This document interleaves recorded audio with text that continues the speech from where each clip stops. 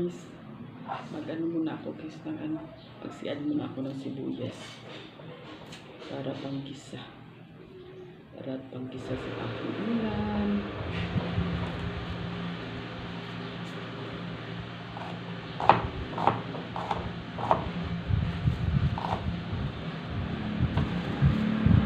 At saka ito yung saging sabaw, ilalagay ko ito sa akin ulam,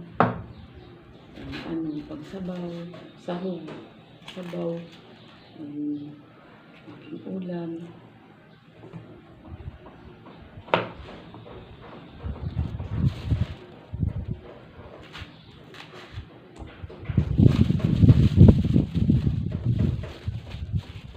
Masarap nito guys yung sabaw,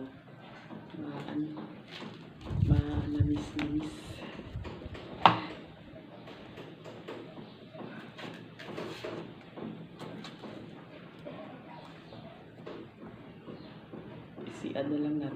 Ihatiin na lang natin ng dalawang ihati natin sa dalawa. Yan. Tapos ito yung yung pichay.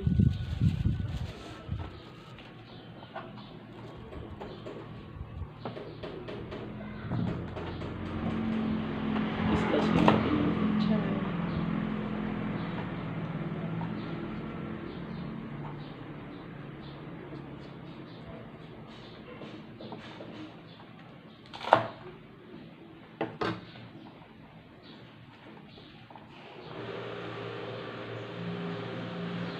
Dati yung pichay, mataba na yun. Ito na. Sobrang liit. Kung sa Bisaya, korek ko to. Korek ko to ang tawag dito sa amin kung na maliit.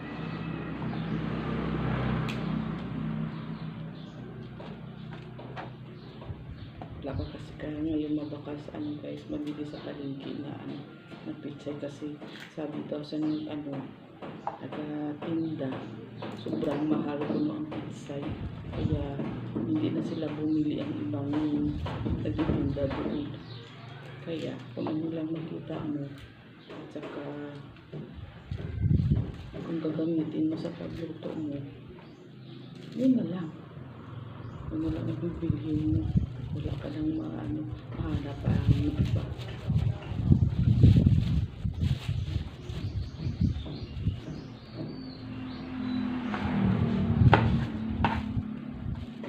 Hirap ang buhay. Hirap ang buhay ngayon. Kaya tsaga-tsaga na lang.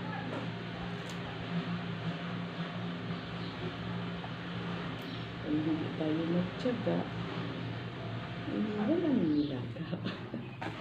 Joke lang po. Charot-charot lang.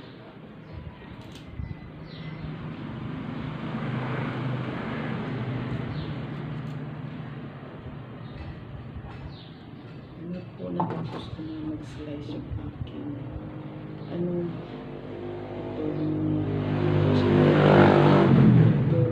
hindi ko nila sinabang kasi mauna ko ito ilalagay at saka nahuhuli ito kasi kung hindi ko ito ihuli, nalata na, hindi ito luto na, hindi pantay yung nila yung luto. Ito na rin yung aking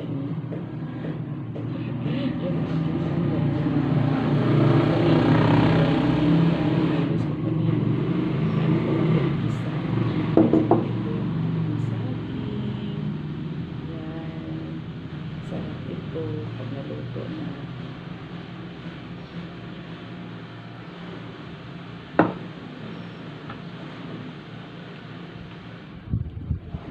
Luto muna ako guys, kasi na oras, mag-11 tama lang to, maluto na. Makakain kami ng aking mga anak kasi yung mga anak ko tulog pa. Hindi ko na sila ginising kung anong oras sila magising, yun na. Kasi kami lang naman dito, inalalaki na yung mga anak ko. Hinayaan ko na lang kasi nagbabawi sila sa araw-araw ko may kasi umaga ka, mag-gabi rin sila sa kanilang buhay. Pinayaan ko na lang at lahat ng mga gawain bahay ako na lang ang ginagawa. Yun kasi ang isang nanay. Ano unawa yung mga anak. Yun lang guys. Thank you po. Bye. God bless everyone.